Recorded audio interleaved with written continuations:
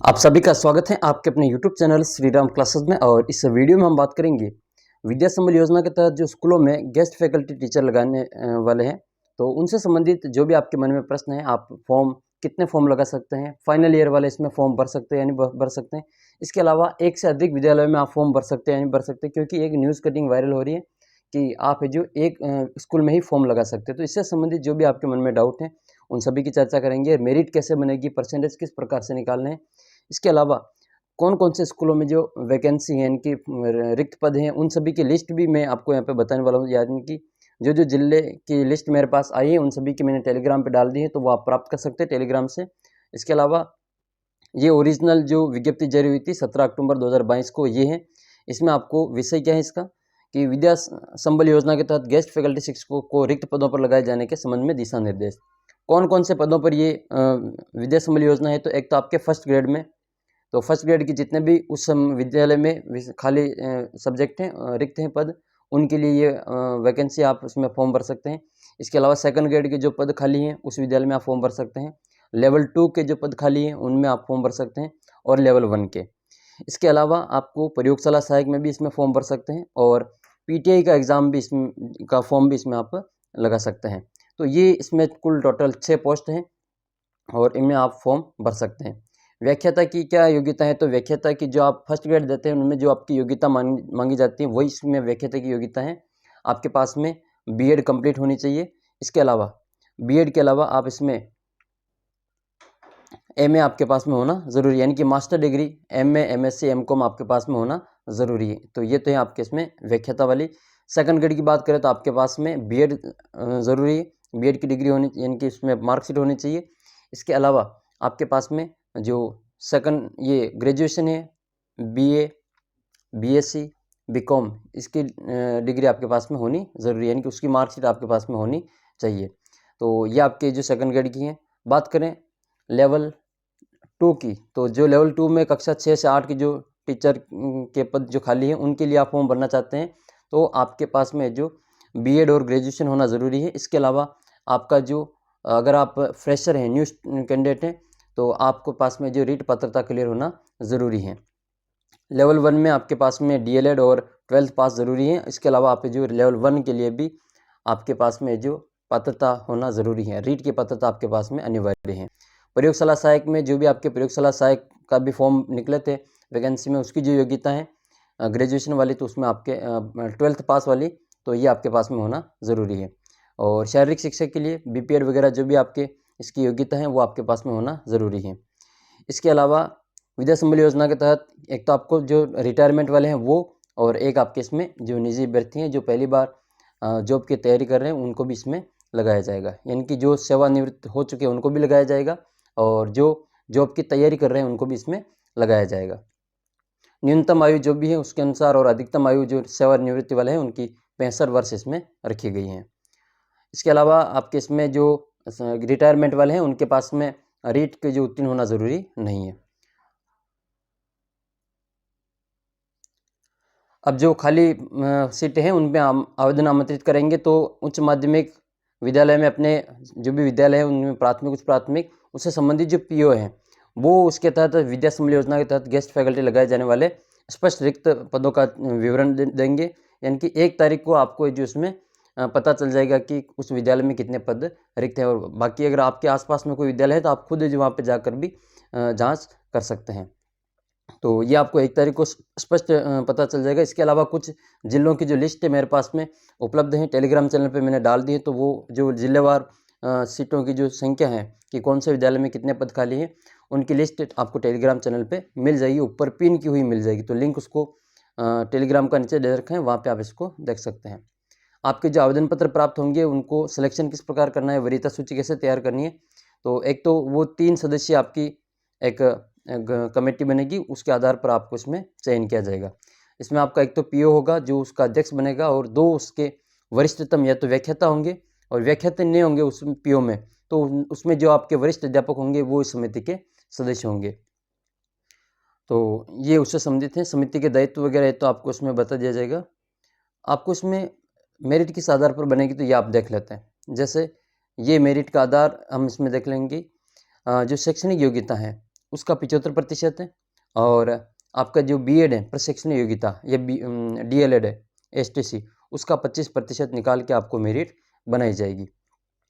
जैसे बात करें कि इसमें आपके मान लो ग्रेजुएशन में 60% है, तो 60% का आपको 75% निकालना है। 60 × 75 करके उसमें 100 का भाग दे देना है, तो उसके ये 60 का जो 75% आ जाएगा। ठीक है, ये आप इसमें निकाल सकते हैं। इसके अलावा अगर आपको ये निकालना है तो मान लो आपके बीएड में भी 60% है। एक उदाहरण के लिए ले रहे हैं हम इसमें कि बीएड में भी 60% है, तो 60 का 25% निकालेंगे और फिर इसमें आप जो दोनों को जोड़ कर लेंगे, तो ये 60 का 25% तो आपके इसमें हो जाएगा, ये 15 आ जाएगा ये। ठीक है, ये मान लो आपके बीएड में या एसटीसी में 60% है, तो उसका 15 नंबर तो आपका उसका जुड़ेगा, और ये भी हम निकाल लेते हैं इसमें, और ये 45 इसके जुड़ेंगे। ठीक है, 45 इसके, तो 45 और 15 दोनों मिला के वापस कितने हो जाएंगे, 60 हो जाएंगे। इस प्रकार से ये प्रतिशत कम ज़्यादा हो सकते हैं आपके, तो उसके अनुसार आपको मेरिट इसमें बनाई जाएगी। तो ये है। इसके अलावा जो आपके शपथ पत्र हैं, ठीक है, शपथ पत्र इसमें आपको देखना है, उससे संबंधित भी इसमें दे रखा है कि गेस्ट फैकल्टी का कार्य प्रारंभ करने से पूर्व निर्धारित प्रारूप में पीओ को मूल शपथ पत्र, यानी कि आपको फिर अगर आपको वहाँ पे चयन होता है तो आपको वो जो नोटरी वाला शपथ पत्र है, मूल शपथ पत्र, वो वहाँ पर लगाना पड़ेगा। जिसका भी सिलेक्शन अभी तो आपको जो साथ में दे रखा है वो देना पड़ेगा, सिलेक्शन होने के बाद में आपको वो वहाँ पे मूल प्रस्तुत करना पड़ेगा। गेस्ट फैकल्टी के रूप में आपको कार्य की समुचित व्यवस्था, मॉनिटरिंग की व्यवस्था होगी, और संतोषजनक कार्य का सत्यापन के आधार पर ही आपका मानदेय ये जो भुगतान किया जाएगा। अगर आप सही काम करेंगे तो ही आपका जो भुगतान वहाँ पे मानदेय का होगा। इसके अलावा रिक्त पद भर जाने पर उक्त व्यवस्था को स्वतः समाप्त कर दिया जाएगा। ये तो सबको पता है कि जब तक वो पोस्ट खाली है तब तक ही हमको वहाँ पे लगाया जाएगा। 65 वर्ष के अधिकतम आयु की सीमा जो सेवानिवृत्ति और निजी पात्र के लिए ही पात्र, यानी कि इससे अधिक आयु आपकी नहीं होनी चाहिए। अब ये टाइम टेबल दे रखा है कब कब ये होना है काम, तो आपको 1 नवंबर को ये विज्ञप्तियों का और इनका रिक्तियों का प्रकाशन होगा। आपके जो संबंधित पीओ क्षेत्र हैं वहाँ पीओ स्कूल में जाकर आप जो अपने जितने भी उसमें रिक्तियाँ हैं उनकी आप जानकारी ले सकते हैं। और आवेदन की तिथि तो आप देख सकते हैं इसमें 2 तारीख से 4 तारीख तक आपसे आवेदन लिए जाएंगे, वो भी विद्यालय समय में ही आवेदन लिए जाएंगे, यानी कि अभी के विद्यालय समय है 10 बजे से 4 बजे तक, तो इस समय में ही आप जो वहाँ पे आवेदन करने जाए। फिर आपके 5 तारीख को जो आवेदन आएंगे उनको सूची बनाएगी स्कूल में, और फिर ये 7 तारीख को आपकी पात्रता की जाँच करनी और वरीयता सूची बनाएगी अस्थायी और उसको जारी करेंगे। 7 तारीख को आपकी मेरिट जारी कर दी जाएगी। 9 तारीख को आपकी आपत्तियाँ मांगी जाएगी कि जो आपकी अस्थायी मेरिट बनी उसमें आपको कोई आपत्ति हो तो वहाँ पे आपत्ति लगा सकते हैं। 10 तारीख को अंतिम वरीयता सूची बनाई जाएगी जो कि स्थायी होगी, और 11 तारीख को आपको मूल दस्तावेज जाँच करवाया जाएगा। जिसका भी सिलेक्शन होगा उसमें उस पद के लिए उसके जो ओरिजिनल डॉक्यूमेंट है उनकी वेरिफिकेशन किया जाएगा। 12 तारीख से 19 तारीख तक आप है जो ये 12 तारीख को आदेश जारी करेंगे कि आपको जो ये कार्य ग्रहण करना है, और 19 तारीख इसकी लास्ट डेट है। अब एक विद्यालय में कितने फॉर्म लगा सकते हैं, तो एक विद्यालय में अगर आप एक पद के लिए, तो उसमें तो एक पद के लिए एक ही फॉर्म लगा सकते हैं, लेकिन अगर उस पद के बाकी के आसपास में और कोई विद्यालय में पद खाली है तो उस विद्यालय में भी आप लगा सकते हैं। लेकिन अगर मान लो आपका दोनों विद्यालय में सिलेक्शन होता है, जैसे ए विद्यालय और बी विद्यालय, इन दोनों में आपका सिलेक्शन होता है, ये मेरिट 1 पे है और ये भी मेरिट 1 पे है आप, तो इन दोनों में से कोई आप एक स्कूल को ही ज्वाइन कर पाएंगे, क्योंकि विद्या संबल में फिर बाकी को मौका भी इसमें मिलेगा। तो वो एक स्कूल में आवेदन करने का मतलब यही है कि आप एक ही विद्यालय में आप जो ज्वाइन कर पाएंगे। कई बार ऐसा होता है कि मान लो ये जो आधी छुट्टी होती है उससे पहले, इंटरवल से पहले आप एक स्कूल में ज्वाइन कर रखा और ये इंटरवल के बाद में इस स्कूल में ज्वाइन कर रखा है, तो ऐसा आपके साथ में नहीं होगा। आप किसी दोनों में से एक ही विद्यालय को चयन करेंगे। यहाँ पे जो आप दोनों स्थान पे मेरिट में फर्स्ट हैं, तो दूसरे नंबर का जो होगा उसमें आपको भी उसको जो मौका यहाँ पे मिल जाएगा। तो ये इससे संबंधित है। इसके अलावा जो फाइनल ईयर वाले हैं वो उसमें आवेदन नहीं कर पाएंगे, क्योंकि उसमें बीएड के आपके परसेंटेज मांगेंगे, तो बीएड फाइनल ईयर वाले और एसटीसी फाइनल ईयर वाले इसमें आवेदन नहीं कर पाएंगे, क्योंकि उनके पास में ये जो ओरिजिनल डॉक्यूमेंट है इनकी जो मार्कशीट है वो उनके पास में नहीं है। अगर मान लो आपके एग्ज़ाम हो जाता है और आपके 11 नवंबर से पहले 12 नवंबर से पहले ये जो ओरिजिनल डॉक्यूमेंट है उनकी जांच करवाने से पहले आपका रिज़ल्ट आ जाता है, तो आप जो इसमें फॉर्म भर सकते हैं। बाकी मुझे नहीं लगता है कि अभी जो इनका कोई रिज़ल्ट बीएड वालों का आने वाला है। अभी तो कई यूनिवर्सिटी के एग्ज़ाम होना भी बाकी है। लेवल 1 और लेवल 2 के मानदेय की बात करें तो प्रति घंटा यानी कि 60 मिनट में आपको कितना मानदेय मिलेगा। कक्षा 1 से 8 के लिए बात करें तो यहाँ पे आपको जो 300 रुपये प्रति घंटा मिलेगा और अधिकतम मानदेय आपको 21,000 रुपये होगा। अब यहाँ अधिकतम मानदेय का क्या मतलब है, जैसे मान लो ये तो अधिकतम है 21,000, लेकिन ये 2 घंटे अगर आप काम करेंगे तो आपका जो दिन का होगा 600 रुपये, ठीक है, 2 घंटे का।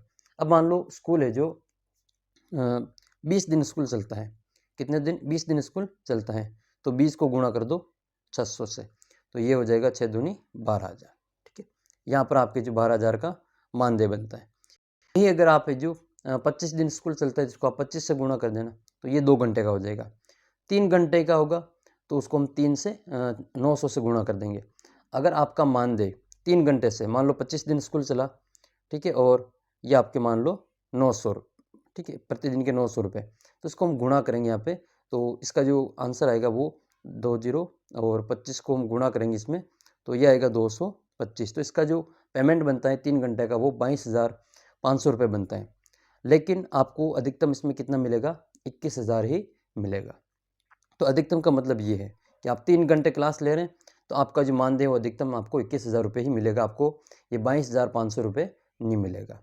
तो ये है अधिकतम का मतलब। और बाकी का भी यही है इसमें 9वीं 10वीं वालों के भी, कि अगर आप 9वीं 10वीं के अलावा और दूसरा किसी पीरियड लेते हैं, 6ठी 7वीं 8वीं में भी आपको, जैसे जो सीनियर सेकेंडरी स्कूल है उसमें लेवल 2 का जो पद है वो नहीं होता है।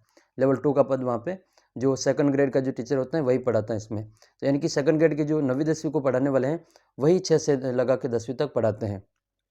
तो ये तो उसके 5 घंटे हो गए। अब 5 घंटे का आपको इसमें प्रतिदिन की बात करें तो 5 × 350 करते हैं, 5 × 350। तो ये जो संख्या आएगी ये जो संख्या उसके दिन की बात करें तो ये जो संख्या आएगी उसके 1750 रुपये, वो एक दिन के होते हैं। अब 1750 को आप गुणा करो, मान लो 20 दिन स्कूल चला तो इससे डबल गुणा करेंगे, तो ये संख्या अगर आपके 25,000 से ज़्यादा भी हो रहे, 30,000 भी हो रहे, तो भी आपको अधिकतम वेतन कितना मिलेगा, इसमें 25,000 ही मिलेगा। अधिकतम का मतलब ये है। और फर्स्ट ग्रेड के लिए 11वीं 12वीं को 11वीं से 12वीं तक ये 400 रुपये प्रति घंटा है, अधिकतम आपको उसमें भी 30,000 रुपये मिलेंगे। प्रयोगशाला सहायक के 300 रुपये प्रति घंटा है, 21,000 अधिकतम है। पीटीआई के भी 300 रुपये प्रति घंटा है, यानी कि अधिकतम 21,000 रुपये। तो ये तो है इनकी सैलरी। इनके अलावा बात करें तो ये जो पद हैं वो सत्रांत तक, यानी कि जब स्कूल चलेगा, वर्किंग डे होंगे, उन्हीं का आपको पैसा मिलेगा, छुट्टियों को उसमें पैसा आपको नहीं दिया जाएगा। इसके अलावा जैसे परीक्षा है और 10वीं क्लास की जो परीक्षा हो जाएगी उसके बाद में जो कक्षाएं खाली होगी उनके तहत ही आपको जिसमें पेमेंट मिलेगा। इसके अलावा विशेष बात यह है कि गेस्ट फैकल्टी के कार्य का नियमित अवलोकन जो पीओ होगा वो करेंगे, प्राचार्य करेंगे। और निम्न कार्यकुशलता, दुराचरण, अनियमितता या कार्य में अनुपस्थिति की दशा में प्रधानाचार्य द्वारा बिना कारण बताएं आपको गेस्ट फैकल्टी के रूप में विमुक्त कर दिया जाएगा। इसलिए इस पॉइंट का आपको विशेष ध्यान रखना है कि बड़ी ईमानदारी से आपको स्कूल में काम करना है। फॉर्मेलिटी के तौर पर आपको स्कूल में नहीं जाना है। जो जिनका भी सिलेक्शन होगा वो बिल्कुल नियमित है जो क्लासें ले जाएगी। तो इसके अलावा गेस्ट फैकल्टी पर आमंत्रित शिक्षक केवल कालांश के आधार पर ही अध्यापन कार्य करवाएंगे। उन्हें कोई प्रशासनिक कार्य, यानी कि आपको कक्षा जो पढ़ाने के अलावा आपको और कोई कार्य नहीं सौंपा जाना चाहिए। और ये केवल एक मात्र जो 2022-23 का शैक्षणिक सत्र है उसके लिए ही है। इसके अलावा इसका जो फॉर्म है ये पूरा फॉर्म आपको भरना है। इसमें आपका नाम और आपका यहाँ पे पता और विद्या संबल योजना के तहत ये फॉर्म जो है ये आपके संस्था प्रधान आपको भर के देंगे जब आपका जो वहाँ पे सिलेक्शन हो जाएगा। तो ये प्रति घंटा ये प्राचार्य ये तो आपको फॉर्म भर के देंगे, लेकिन आपको कौन सा फॉर्म भर के स्कूल में जमा कराना है वो भी मैं आपको बता देता हूँ। वो दोनों ही मैंने टेलीग्राम चैनल पे डाल दिए हैं, वहाँ से आप शपथ पत्र और दोनों प्राप्त कर सकते हैं।